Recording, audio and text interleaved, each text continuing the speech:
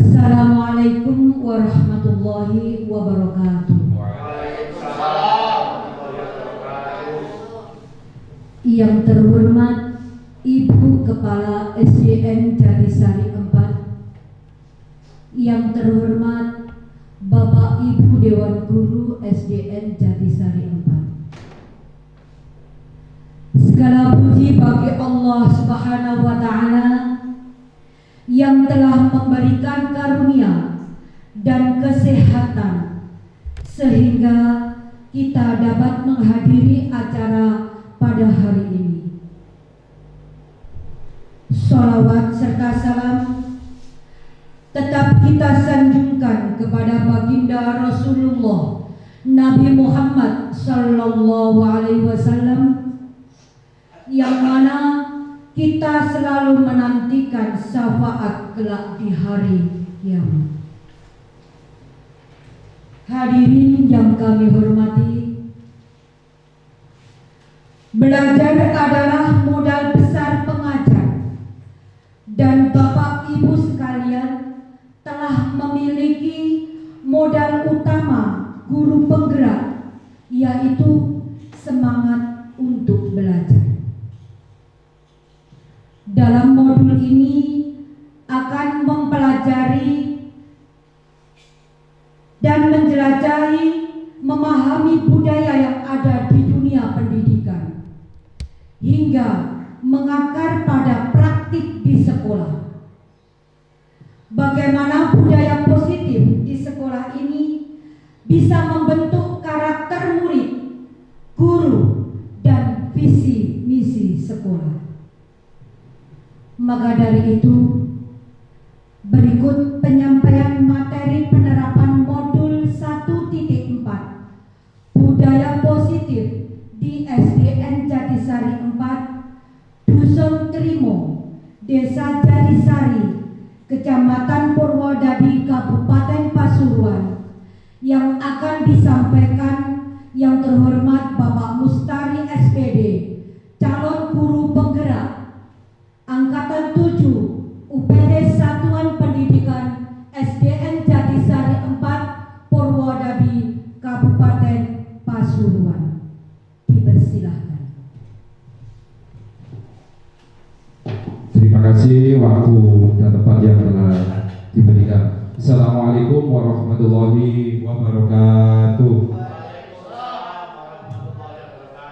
Yang terhormat Ibu Kepala SDN Jatisari 4, yang terhormat Bapak dan Ibu Guru SDN Jatisari 4, Kecamatan Purwodadi, Kabupaten Pasuruan. Mukadimah saya ikut yang di depan, jadi langsung saja izinkan saya menyampaikan materi, yaitu aksi nyata modul 1.4 budaya positif, yang mana ini merupakan tugas aksi nyata saya di modul 1.4 Bapak Ibu, yaitu menyebarkan pemahaman dan pengalaman penerapan budaya positif. Saya adalah calon guru penggerak Angkatan 7, yang mana ini merupakan tugas yang harus saya selesaikan di bulan ini. Terima kasih atas waktu dan tempatnya. Bapak Ibu, jadi selamat datang guru hebat. Mari belajar bersama, berkolaborasi, saling mendukung demi mewujudkan disiplin positif di sekolah kita tercinta, yaitu UPD Satuan Pendidikan SDN Jatisari 4. Konsep utama modul budaya positif pada hari ini, yang pertama adalah perubahan paradigma belajar, kemudian disiplin positif, kemudian yang ketiga yaitu kebutuhan dasar manusia, selanjutnya motivasi perilaku manusia, kemudian posisi kontrol restitusi, dan keyakinan kelas. Jadi nanti ini kita bahas satu persatu, yang mana ini merupakan tugas utama kita sebagai guru sesuai dengan implementasi, yaitu penerapan kurikulum merdeka dan juga konsep profil pelajar Pancasila yang akan diterapkan di lembaga kita. Kemudian segitiga restitusi. Nah, ini nanti kita bahas satu persatu. Nah, pembelajaran dengan paradigma baru. Pembelajaran dengan paradigma baru dirancang berdasarkan prinsip pembelajaran yang terdiferensiasi sehingga setiap siswa belajar sesuai dengan kebutuhan dari tahap perkembangannya untuk mewujudkan profil pelajar Pancasila. Jadi ini merupakan paradigma yang sedang kita alami, terutama saat terjadinya regulasi perubahan dari kurikulum K13 menuju kurikulum Merdeka atau Kumer. Jadi intinya adalah perkembangan untuk mewujudkan profil pelajar Pancasila. Intinya di sana Bapak Ibu. Kemudian apa saja profil pelajar Pancasila itu? Yang pertama adalah beriman, bertakwa kepada Tuhan Yang Maha Esa dan berakhlak mulia. Kemudian berkebinekaan global. Selanjutnya bergotong royong, mandiri, bernalar kritis dan kreatif. Jadi di sini harapannya nanti siswa-siswi kita, peserta didik kita nanti diharapkan akan mempunyai 6 karakter inilah yang menjadi tujuan kita untuk memberikan atau melayani peserta didik kita. Jadi 6 inilah nanti yang menjadi acuan kita setiap hari. Jadi penerapan karakter, kemudian kreatif, bernalar kritis. Jadi di sini semuanya lengkap, mulai dari pengetahuan sampai dengan terutama karakter penekanannya. Selanjutnya, nah ini dia disiplin positif. Inilah yang akan menjadi topik utama kita, karena selama ini tentunya kita sebagai guru sudah menerapkan kepada siswa, tetapi kita hanya belum tahu saja istilahnya. Sebenarnya ini setiap hari sudah kita laksanakan mulai dari dulu. Ya, dalam budaya kita, makna kata disiplin adalah menjadi sesuatu yang dilakukan seseorang pada orang lain untuk mendapatkan kepatuhan. Dan kita cenderung menghubungkan kata disiplin dengan ketidaknyamanan. Nah ini, jadi selama ini yang terjadi adalah seperti itu. Disiplin itu cenderung ada istilah tidak nyaman pada siswa. Kenapa hal itu terjadi? Nanti kita bedah satu persatu ya. Sebagai pendidik, tujuan kita adalah menciptakan anak-anak yang memiliki disiplin diri, sehingga mereka bisa berperilaku dengan mengacu pada nilai-nilai kebajikan universal dan memiliki motivasi intrinsik bukan ekstrinsik. Nah, apa saja itu nanti kita bedah lagi ya. Kemudian disiplin positif merupakan salah satu cara penerapan disiplin yang bertujuan untuk menumbuhkan kesadaran serta memberdayakan anak untuk melakukan sesuatu tanpa imbalan, ancaman maupun hukuman. Nah ini yang harus kita terapkan mulai dari sekarang dan seterusnya.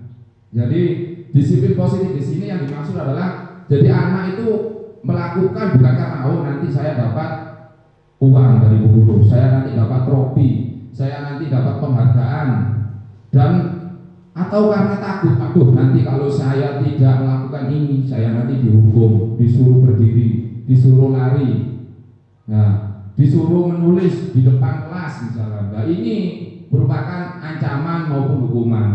Jadi budaya positif yang akan kita terapkan adalah melakukan sesuatu dulu dengan kesadaran diri, dengan keyakinannya sendiri, dengan keyakinan kelas yang telah dibuat oleh guru dan peserta didik. Jadi seperti itu Bapak Ibu guru nanti penerapannya.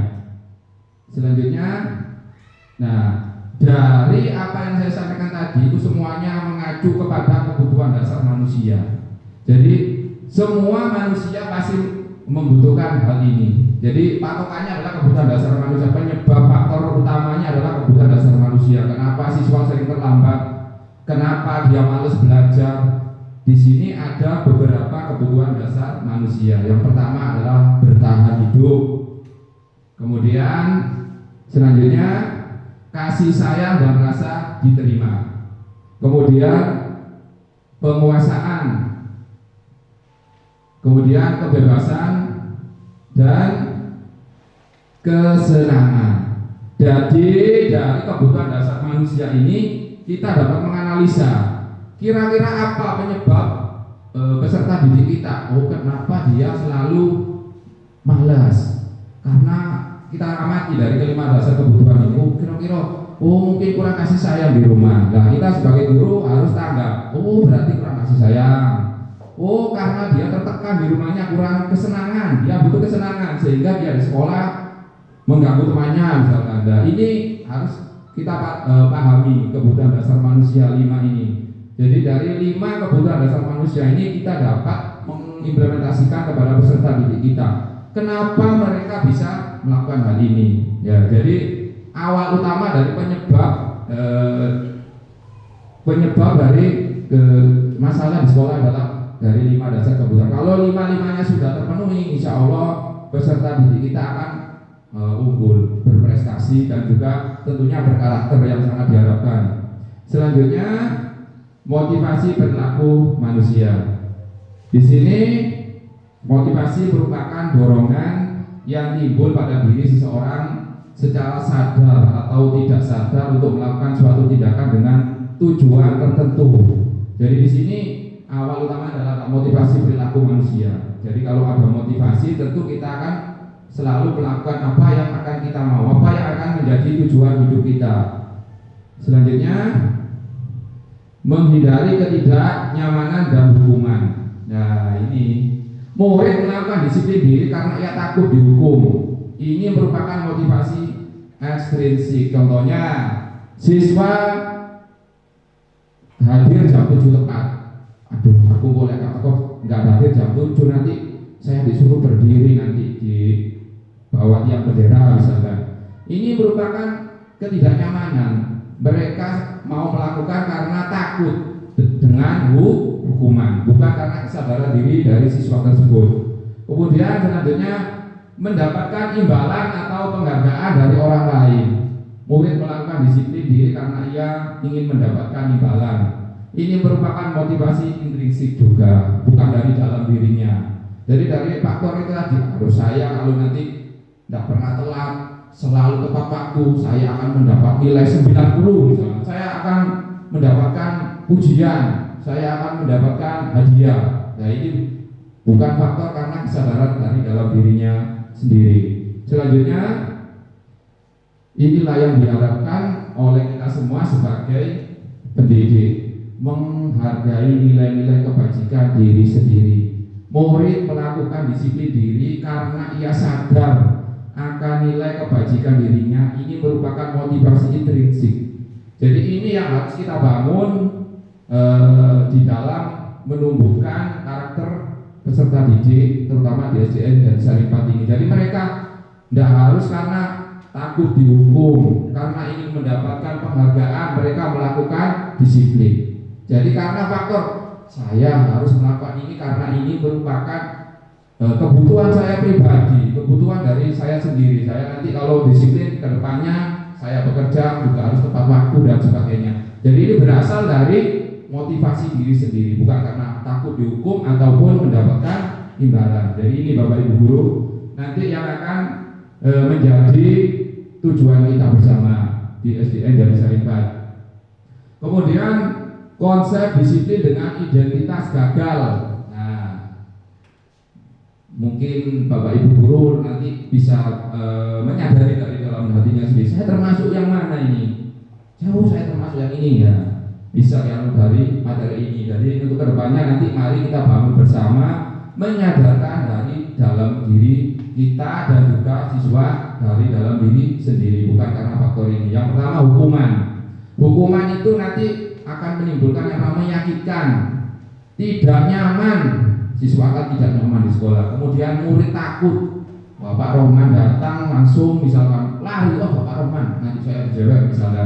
Kemudian memaksa, kamu harus datang, kamu harus. Nah ini yang menyebabkan siswa nanti tertekan, dia tidak merasa bebas, tidak nyaman. Kemudian murid menyembunyikan kesalahan. Nah, karena ada hukuman tadi, dia akan cenderung untuk apa?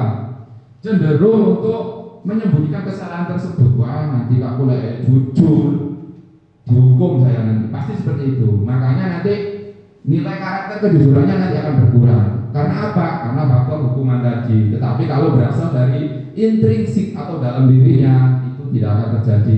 Kemudian murid menjadi rendah diri. Pasti ini.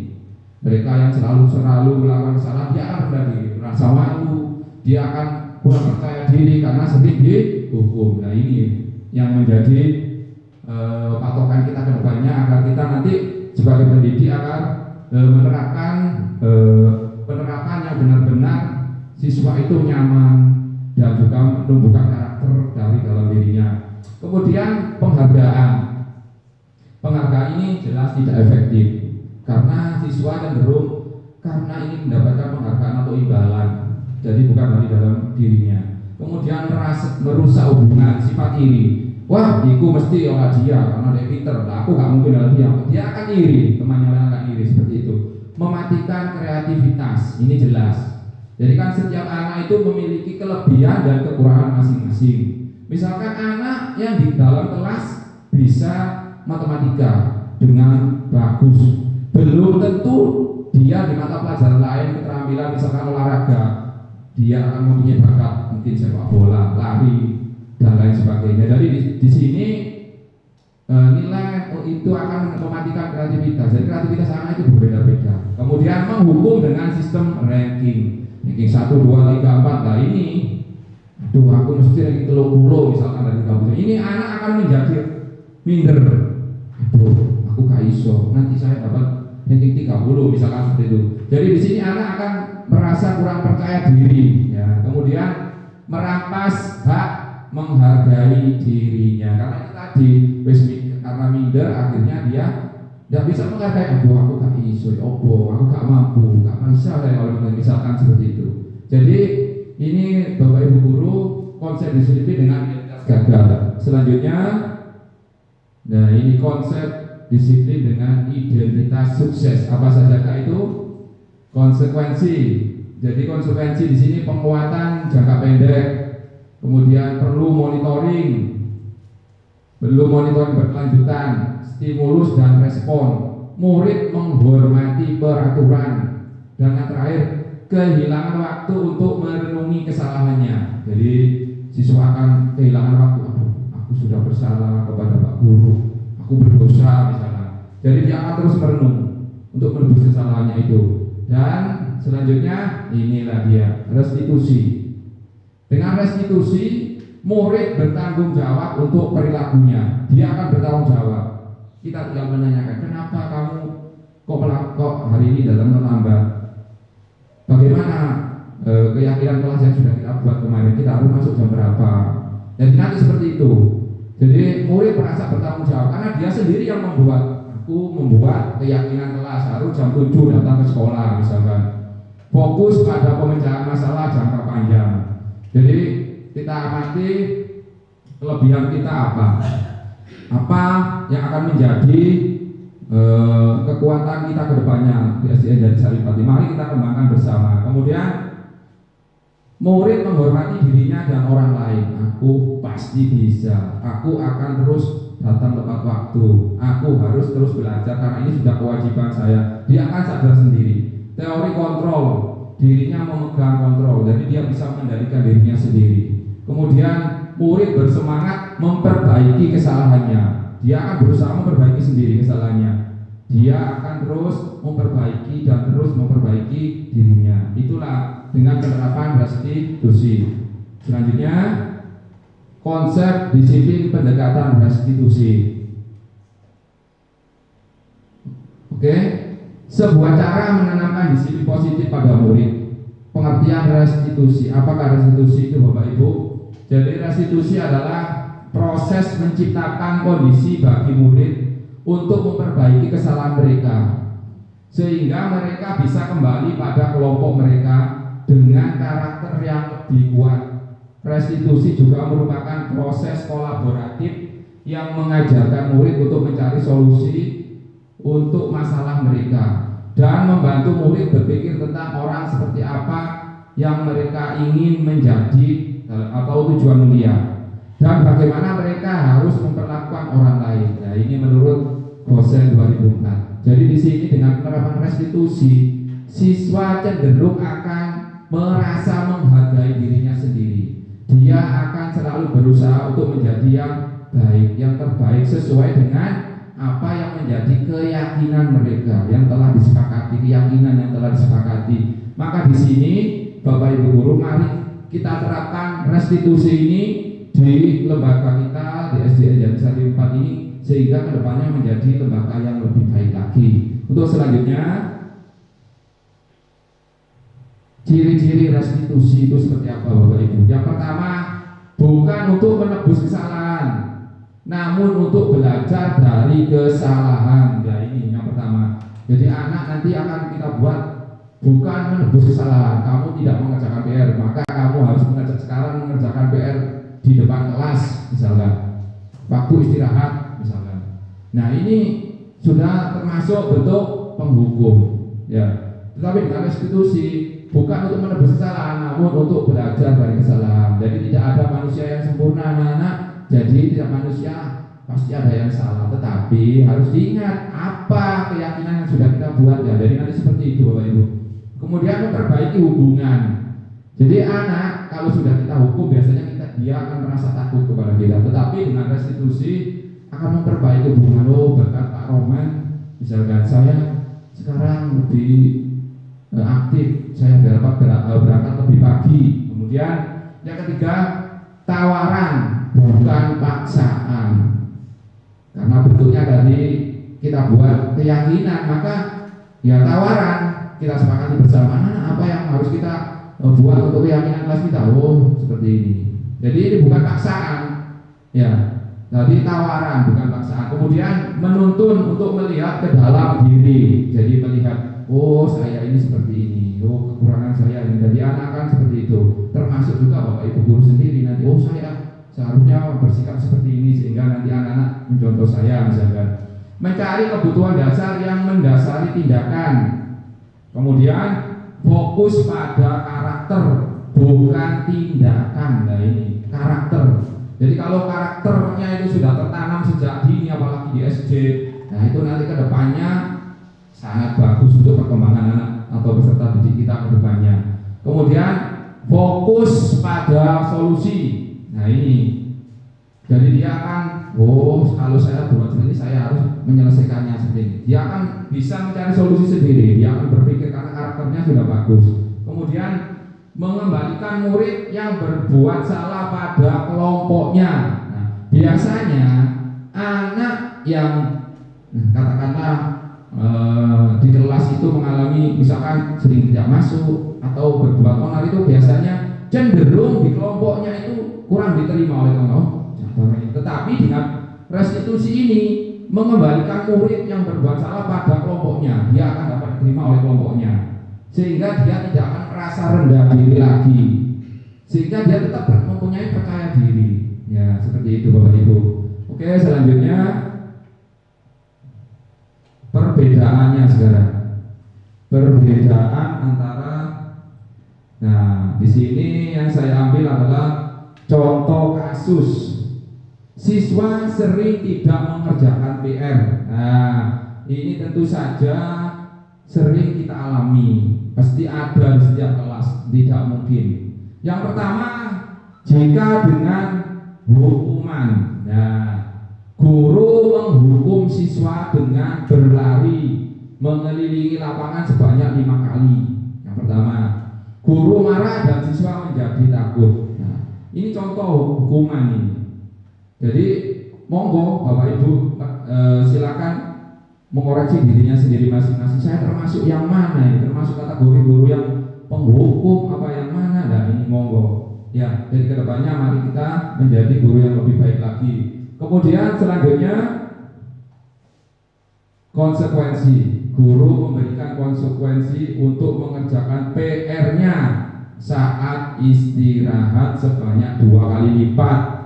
Nah, jadi kalau kita menerapkan konsekuensi, wah kamu tidak mengerjakan PR, sekarang PR-nya 5, kamu kerjakan 10, nah 2 kali lipat. Misalkan seperti itu, ini namanya konsekuensi. Kemudian guru tegas dan siswa menghormati peraturan, ini namanya dengan penerapan konsekuensi. Selanjutnya kita dengan penerapan restitusi, apa perbedaannya? Guru menanyakan keyakinan kelas, dirinya, dan membantu siswa menyelesaikan masalahnya. Nah, itu perbedaannya Bapak Ibu. Jadi dari tugas tadi, siswa sering tidak mengerjakan PR, kita tanyakan, anak-anak Apa keyakinan kelas yang sudah kita buat? Misalkan, harus disiplin. Nah, disiplin kan juga mengerjakan PR kan juga merupakan salah satu bentuk disiplin. Ya. Nah, berarti apa yang sudah kamu langgar? Misalkan kita tanyakan, terus kita tanyakan lagi, kendalanya apa kok tidak mengerjakan PR? Nah, itu nanti akan ketemu di situ. Ya, jadi siswa akan bertanggung jawab nanti. Kemudian guru terbuka dan siswa menghormati dirinya dan orang lain. Ya, dengan penerapan restitusi maka siswa akan menghormati dirinya dan orang lain, dan juga dia tidak akan merasa takut dan juga tetap merasa percaya diri dan diterima di kelompoknya. Ini Bapak Ibu perbedaannya. Selanjutnya, nah ini 5 posisi kontrol restitusi apa saja itu Bapak Ibu. Yang pertama, penghukum. Nah ini contohnya ini, wah kamu dalam terlambat, silakan lari 5 kali. Nah, ini namanya penghukum. Kita tergolong guru yang mana? Nah ini mari kita lihat satu persatu ya Bapak Ibu. Kemudian selanjutnya, pembuat rasa bersalah. Nah, kamu tidak mengerjakan lagi PR-nya, ini bagaimana? Dia akan merasa bersalah tersebut. Nah ini pendekatannya seperti ini Bapak Ibu. Kemudian yang ketiga, teman. Nah, sebagai teman, kamu tidak kerjakan, udah apa wis, nanti Bapak bantu. Nah, ini namanya teman ini. Nah, jadi kita termasuk guru yang mana dari 5 posisi ini? Mungkin Bapak Ibu sendiri yang tahu. Kemudian yang terakhir, pemantau. Nah, ini kamu ya tidak mengerjakan ya, tidak mengerjakan kamu ya. Nah, ini pemantau. Dan yang terakhir adalah manajer. Kalau manajer ini dia bisa memberikan solusi. Nah, ini kamu harus seperti ini nak. Nah, karena keyakinan kelas yang sudah kita buat adalah seperti ini, maka kamu harus melaksanakan. Jadi Bapak Ibu nanti bisa merasa yang mana, ya termasuk yang mana ya, monggo. Jenengan sendiri yang tahu. Jadi saya termasuk penghukum, saya termasuk pembuat rasa bersalah. Saya ini termasuk guru dengan teman dengan siswa saya. Saya ini pemantau, dan yang terakhir manajer. Berarti saya ini sebagai manajer. Ya, yang tahu adalah Bapak Ibu guru monggo. Tetapi saran saya yang paling bagus itu adalah yang manajer Bapak Ibu. Itu yang paling bagus sebagai guru. Oke, selanjutnya contoh penerapan 5 posisi kontrol. Ya, contoh kasusnya ini, siswa tidak memakai atribut lengkap saat upacara bendera. Tentunya ini sering kita alami setiap hari Senin di lembaga kita. Pasti ada siswa yang tidak memakai atribut, baik itu dasi, topi, ikat pinggang, maupun kadang menggunakan sepatu selain warna hitam misalkan. Nah, di sini penghukum yang dilakukan guru biasanya adalah patuhi peraturan sekolah, lalu berdiri di depan barisan misalkan. Ini namanya kita termasuk guru penghukum, Bapak Ibu. Jadi kalau kita menjumpai kegiatan seperti ini, anak-anak ada yang tidak pakai, kemudian saya suruh berdiri di depan barisan, ini termasuk penghukum. Nah ini. Kemudian selanjutnya adalah pembuat rasa bersalah. Nah ini, berapa kali Bu Guru harus memberitahu kamu, Bu Guru kecewa sama kamu, 3 kali kamu, tetap aja nggak pakai topi, kamu lagi. Nah ini namanya pembuat. Dia akan anak tersebut akan mikir, ya Allah aku salah toh. Jadi dia akan rendah diri akhirnya siswa itu, karena dia selalu dibuat bersalah. Ini termasuk yang mana kita Bapak Guru? Ya, mari kita telah diri sendiri. Kemudian sebagai teman, ayolah yang tertib, buat Bu Guru bangga. Kali ini tidak apa-apa kamu salah. Nah, ini teman. Kalau ini dalam kasus contoh upacara bendera. Jadi ayolah yang tertib, buat Bu Guru bangga. Kali ini tidak apa-apa kamu salah. Ini berarti posisi kita sebagai teman dari guru yang dalam posisi teman terhadap muridnya. Kemudian selanjutnya pemantau. Nah ini dipantau anak itu. Kamu sudah melanggar apa? Peraturan dan konsekuensinya apa? Nah ini biasanya seperti itu. Karena kamu tidak memakai sepatu berwarna hitam, sekarang kamu ambil ke rumah sepatu warna hitam, baru boleh masuk sekolah. Nah, ini pemantau ini. Ya seperti itu misalnya. Jadi kita termasuk yang mana? Nah, monggo kita telaah masing-masing. Selanjutnya adalah sebagai manajer, apakah kamu tahu kesalahanmu? Nah, kita tanya, kira-kira bagaimana kamu akan memperbaiki kesalahan ini? Ya, kita tanyakan lagi kembali keyakinan kelasnya. Nah, keyakinan kelasnya bagaimana? Disiplin misalnya. Disiplin kan merupakan harus lengkap, mulai dari topi, dasi, pinggang. Nah, ini kita tanyakan lagi karena mereka sendiri yang sudah membuat keyakinan. Jadi seperti itu Bapak Ibu. Kita harus membuat keyakinan yang mana anak-anak itulah yang akan mengimplementasikan atau mewujudkannya. Jadi anak-anak nanti akan tahu kesalahan saya ini, saya harus berbuat apa. Mereka akan tahu sendiri karena berasal dari diri mereka sendiri. Oke, selanjutnya keyakinan kelas. Nah, mengapa harus keyakinan kelas? Mengapa tidak peraturan kelas saja? Mengapa kira-kira Bapak Ibu ini? Mengapa harus keyakinan kelas? Mengapa tidak peraturan kelas saja? Kira-kira kenapa ini? Ya, mengapa kita memiliki peraturan tentang penggunaan helm pada saat mengendarai sepeda motor? Nah, ini pertanyaan Bapak Ibu. Mengapa kita memiliki peraturan tentang penggunaan masker dan cuci tangan? Nah, ini ya pertanyaan pemantik. Oke, selanjutnya kegiatan membuat keyakinan kelas 2 mata pelajaran PJOK. Nah, ini yang pertama, kita buat anak-anak merasa nyaman dulu. Kita buat mereka senyaman mungkin. Kemudian kita berikan kertas yang nanti anak-anak akan menulis keyakinan anak-anak. Hari ini kita akan membuat keyakinan kelas. Ya, keyakinan kelas itu apa Pak? Pasti tanya seperti itu. Ya, keyakinan kelas itu adalah segala sesuatu yang harus kita sepakati bersama dan harus kita jalankan bersama anak-anak. Ya, setelah itu, setelah kita jelaskan, maka nanti anak-anak akan mengerti. Setelah mengerti, mereka akan menuliskan apa saja yang menjadi keyakinan kelas tersebut. Setelah mereka menuliskan, mereka akan menempel.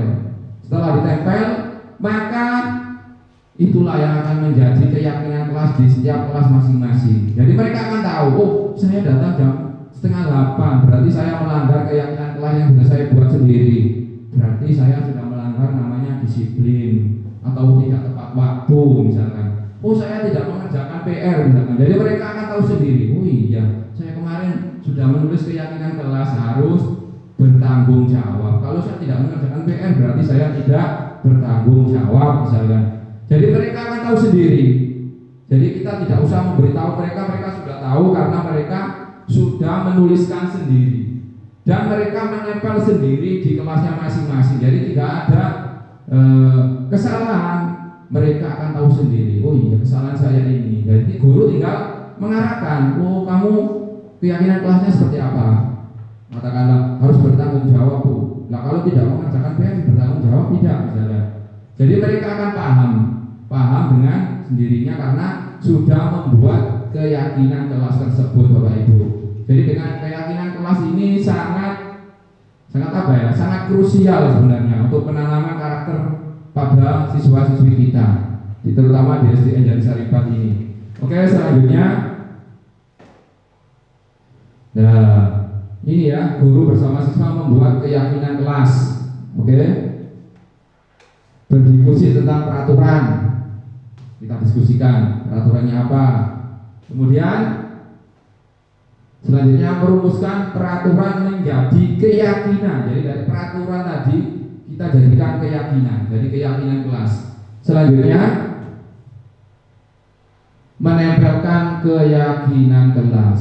Ini yang menjadi dasar bersama baik itu Bapak guru, Bapak Ibu guru maupun peserta didik. karena sama-sama membuat keyakinan bersama yang disepakati dan ditempelkan di kelasnya masing-masing. Inilah yang menjadi pedoman keseharian kita, baik itu dalam hal disiplin, tanggung jawab. Nah, di sini berdasarkan keyakinan kelas yang sudah disepakati bersama. Jadi di sini keyakinan kelas ini merupakan fundamental yang sangat penting dalam penerapan restitusi di lembaga kita. Jadi kedepannya Bapak Ibu, mari bersama-sama kita bangun, kita buat keyakinan tiap-tiap kelas yang nantinya akan membangun karakter-karakter peserta didik kita. Jadi nanti harapan saya dan juga harapan kita semua kedepannya anak-anak itu tidak harus kita hukum, mereka sudah paham dengan tugasnya, dengan apa yang harus dilaksanakan termasuk kewajiban mereka masing-masing. Jadi harapannya seperti itu Bapak Ibu. Jadi mari kita agendakan bersama di semester 2 ini terutama tentang keyakinan kelas ini Bapak Ibu. Selanjutnya ya, keyakinan kelas 2 mata pelajaran PJOK SDN Jatisari 4 ini kemarin saya waktu ngajar PJOK saya bersama anak-anak bertanya apa saja yang ingin kalian tuliskan. Yang pertama, saling menjaga kebersihan dan keindahan kelas. Jadi ini menjadi tanggung jawab bersama, saling menjaga kebersihan dan keindahan kelas. Itu kemarin keyakinan kelas yang disepakati anak-anak kelas 2 waktu mata pelajaran pendidikan jasmani, olahraga dan kesehatan. Kemudian saling menghormati sesama, ini mereka juga menuliskan. Kemudian saling membantu dan kerjasama. Nah ini salah satu dari keyakinan kelas juga, ini kemarin anak-anak menuliskan juga. Kemudian menghargai guru dan teman yang sedang berbicara. Nah ini, jadi mereka kenapa? Saya tanya kenapa kok harus menghargai guru dan teman yang sedang berbicara? Ya Pak, karena kemarin si A ini Pak, kalau guru menerangkan bicara sendiri seperti itu, mereka pandai ternyata. Anak-anak itu mempunyai karakter dan keunikan yang sudah luar biasa Bapak Ibu. Jadi mereka sendiri ini yang menyebutkan. Kemudian gemar membaca dan mengembalikan buku pada tempatnya. Nah ini kebetulan saya tanya kok kenapa kok harus begitu? Karena kelas 2 kelasnya pindah-pindah Pak dulu Pak ini. Nah seperti itu kemarin anak-anak jawab sendiri. Maka setelah ngambil buku karena almarinya dari 1 di kelas 1 Pak, saya kembalikan lagi. Jadi anak-anak sendiri yang menuliskan, gemar membaca dan mengembalikan buku pada tempatnya. Luar biasa anak-anak. Oh bagus. Terus kalau yang tidak mengembalikan, saya kemarin tanya seperti itu, wah harus mengembalikan pokoknya Pak. Seperti itu jawaban mereka, luar biasa. Kemudian untuk pembelajaran Bapak Ibu kemarin dalam penyusunan keyakinan kelas dari kelas 2 di dalam dan di luar kelas. Jadi mereka meminta pembelajaran di dalam dan di luar kelas sambil bermain dan menyenangkan. Ini yang mereka minta.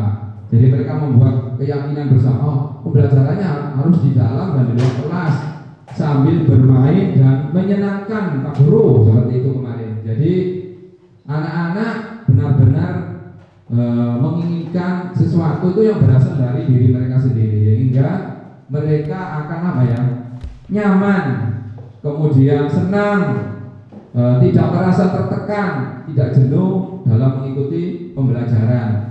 Baik Bapak Ibu, selanjutnya yang mereka tuliskan adalah disiplin waktu.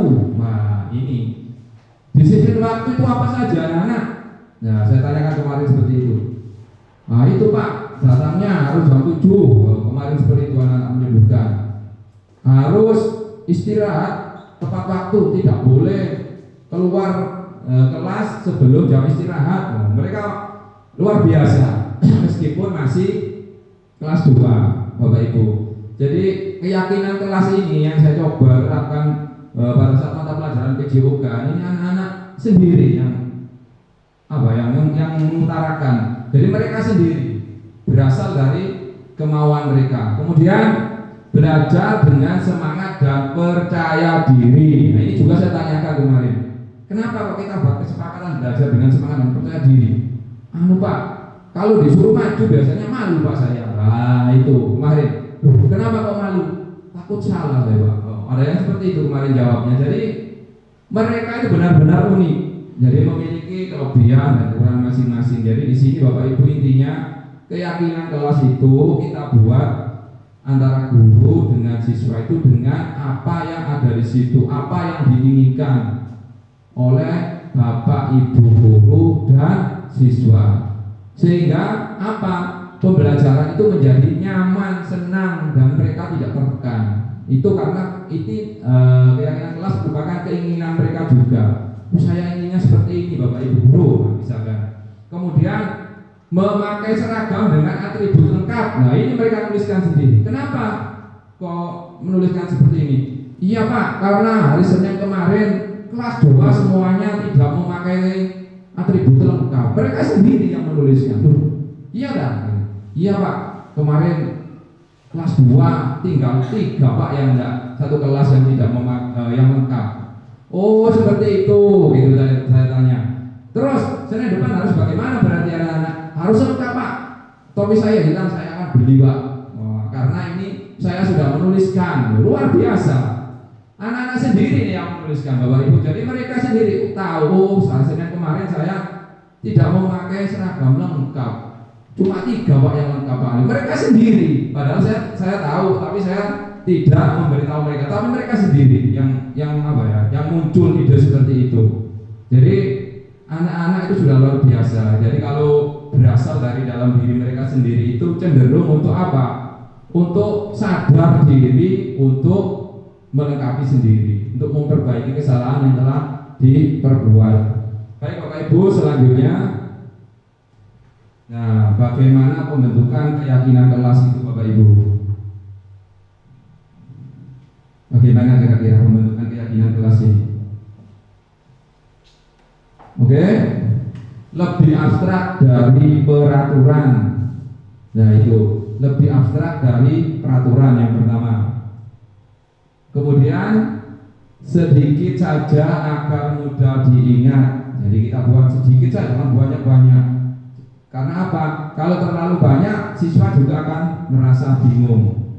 Selanjutnya berupa pernyataan universal.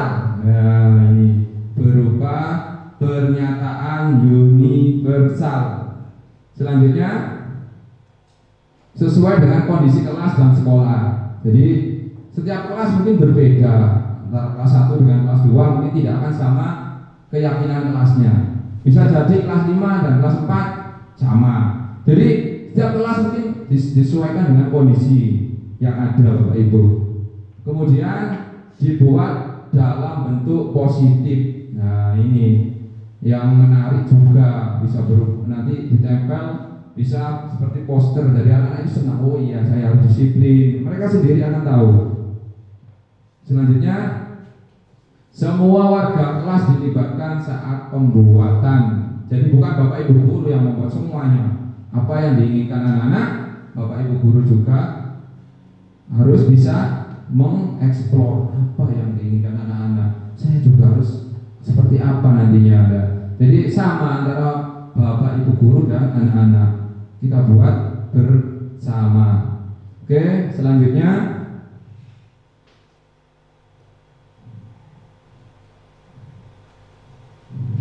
segitiga restitusi.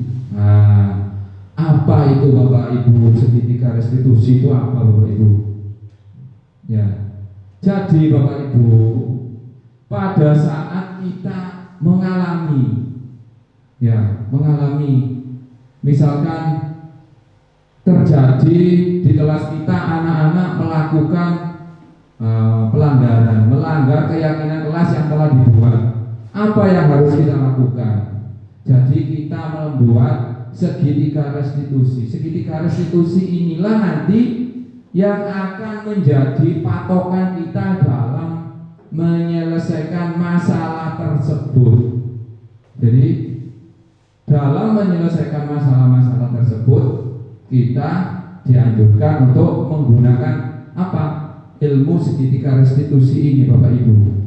Jadi yang pertama menstabilkan identitas.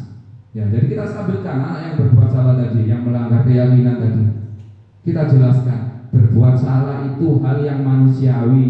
Tidak ada manusia yang sempurna. Bapak Ibu juga pernah berbuat salah, nah kita pasti bisa menyelesaikan permasalahan ini. Jadi kita stabilkan, biar anak itu yang pertama tidak merasa takut, tidak tertekan, ya, tidak merasa salah. Jadi dia akan tetap percaya diri. Kita stabilkan identitasnya. Kemudian yang kedua, validasi tindakan yang salah.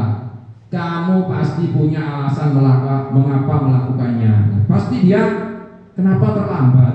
Oh, ternyata dia masih membantu orang tuanya misalnya. Oh, ternyata orang tuanya masih ditinggal bekerja ternyata. Jadi kita validasi tindakan yang salah tersebut, Bapak Ibu. Kemudian yang ketiga, menanyakan keyakinan. Nah, ditanyakan, nah, apa nilai yang kita percaya di kelas atau sekolah? Nah, nilai-nilai universal apa yang telah kita sepakati? Kita tanyakan lagi, kelas yang ideal itu seperti apa sih? Nah, kamu ini jadi anak seperti apa? Ditanyakan, karena siswa tadi sudah membuat keyakinan sendiri, keyakinan kelas dibuat sendiri. Maka kita tanyakan kembali, kamu harus bagaimana? Nah, terus kedepannya kamu akan seperti apa lah? Dia sendiri akan menjawab dan akan menyelesaikan masalah tersebut. Kita sebagai guru hanya mendampingi dengan penerapan segitiga restitusi ini, Bapak Ibu.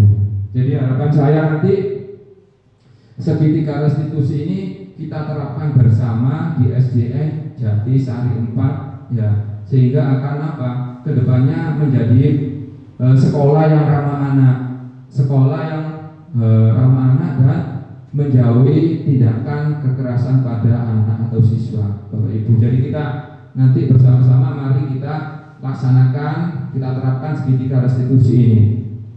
Nah, selanjutnya di sini saya punya contoh, Ibu. Nah, ini ada satu contoh video saya.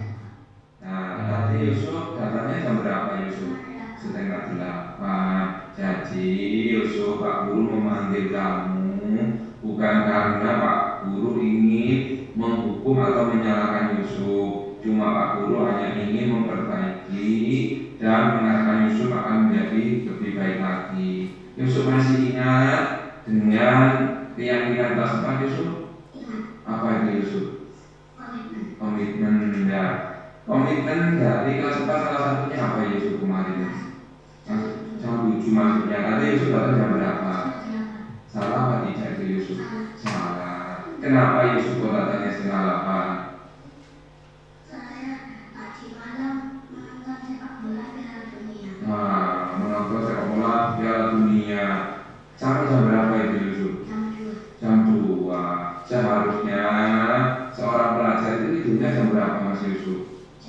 Jam 9. Jadi seorang pelajar itu Mas Yusuf harus istirahat jam 9 malam dan bangun jam 5 pagi atau setengah 5 itu sudah harus bangun, karena kebutuhan istirahat kita adalah 8 jam rata-rata untuk siswa di usia kalian, yaitu usia 7 sampai 13 tahun itu biasanya 8 jam. Dari yang Mas Yusuf lakukan tadi itu, kira-kira apa yang akan dilakukan Mas Yusuf supaya besok tidak terlambat lagi?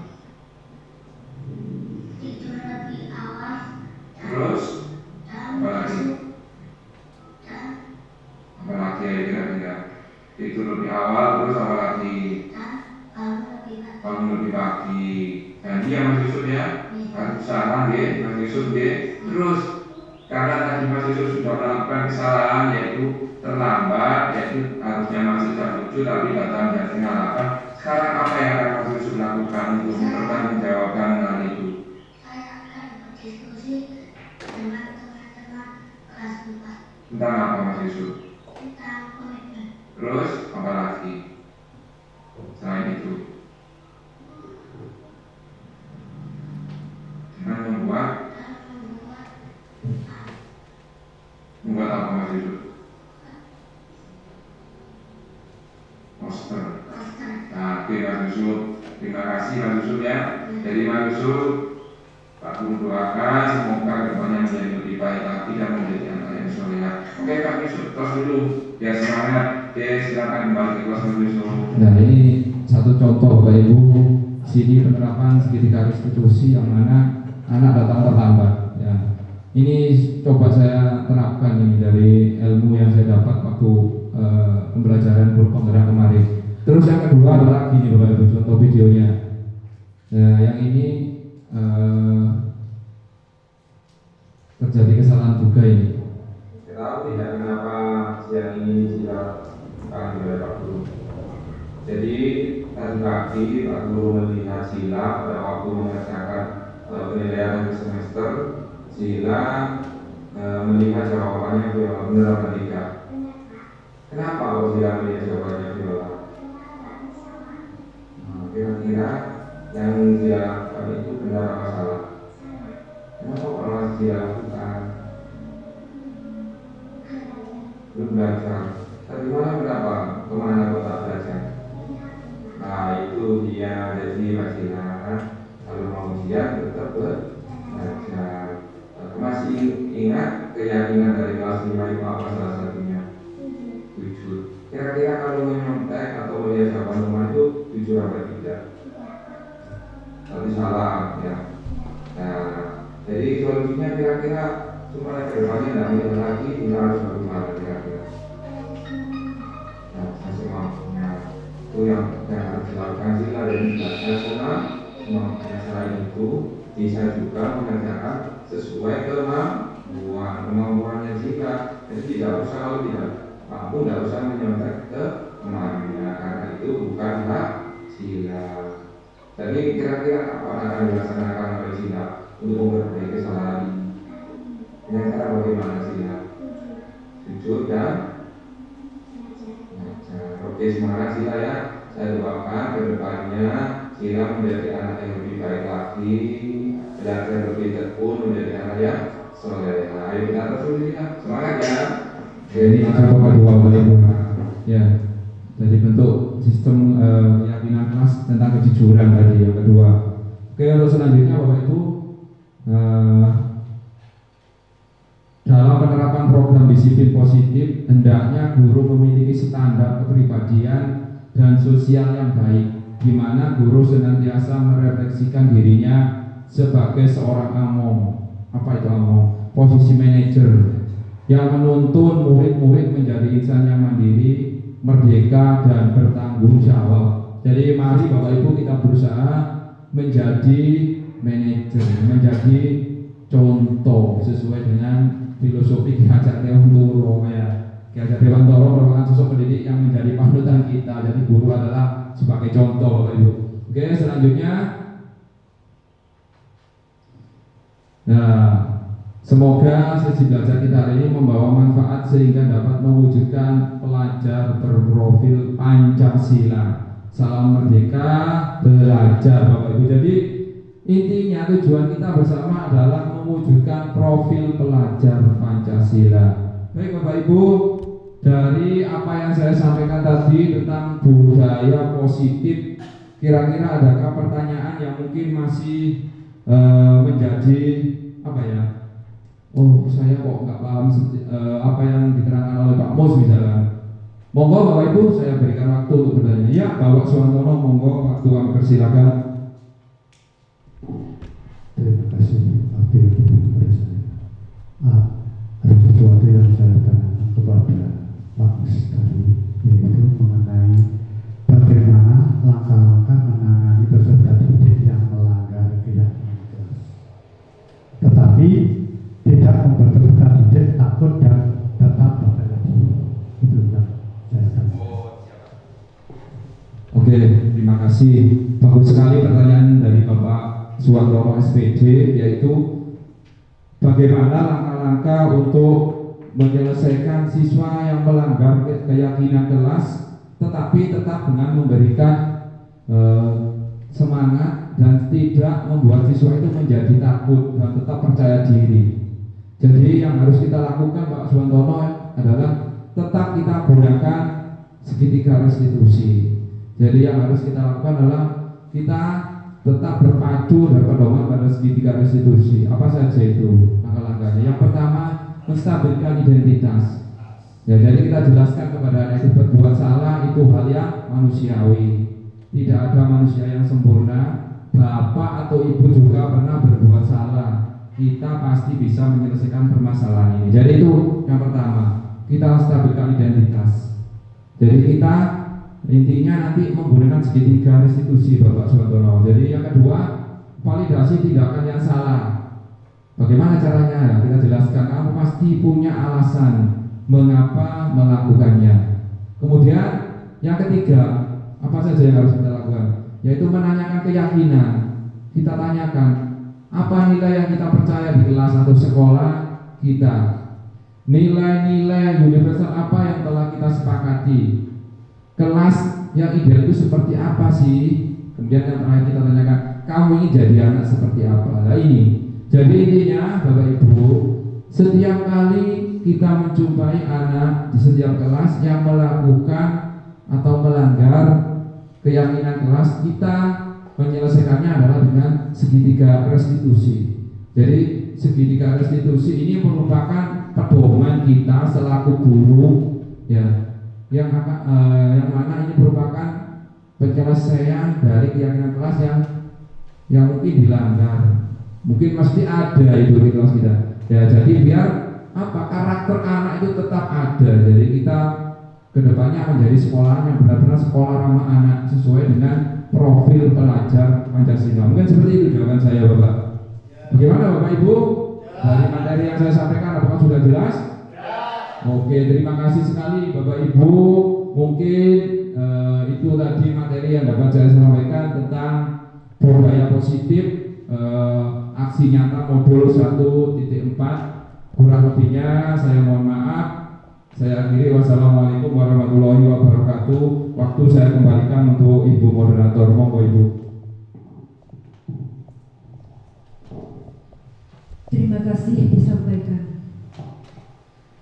Modul budaya positif di sekolah ini diharapkan dapat menjadi pembelajaran, tempat untuk berproses, wadah untuk berdiskusi, dan menumbuhkan semangat satu dengan yang lainnya agar dapat tercipta pribadi dengan kontrol penuh pada diri dan karakter yang kuat yang menjadi penggerak bagi para guru serta segenap tantangan komponen sekolah untuk memajukan pendidikan di Indonesia.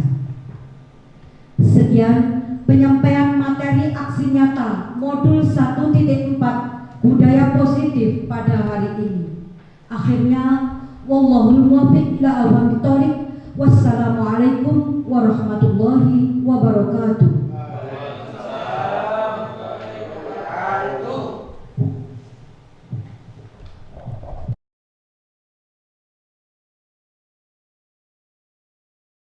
Assalamualaikum warahmatullahi wabarakatuh.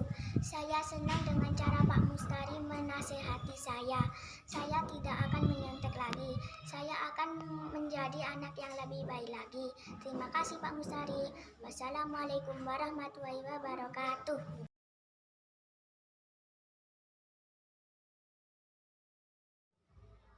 Assalamualaikum warahmatullahi wabarakatuh. Saya sangat senang dengan presentasi yang diberikan oleh Pak Mustari tentang budaya positif. Dan saya akan menerapkan kepada siswa di kelas saya. Terima kasih Pak Mustari. Wassalamualaikum warahmatullahi wabarakatuh. Assalamualaikum warahmatullahi wabarakatuh. Di sini saya akan menanggapi dari materi yang sudah disampaikan oleh Bapak Mustari. Dan di sini saya sangat tertarik sekali dengan materi yang disampaikan oleh Bapak Mustari tentang disiplin positif, keyakinan kelas, dan restitusi. Dan di kemudian hari pasti akan saya praktekkan ketika saya mengajar di kelas. Karena materi tersebut sangat cocok dengan keadaan di sekolah kami. Terima kasih. Assalamualaikum warahmatullahi wabarakatuh.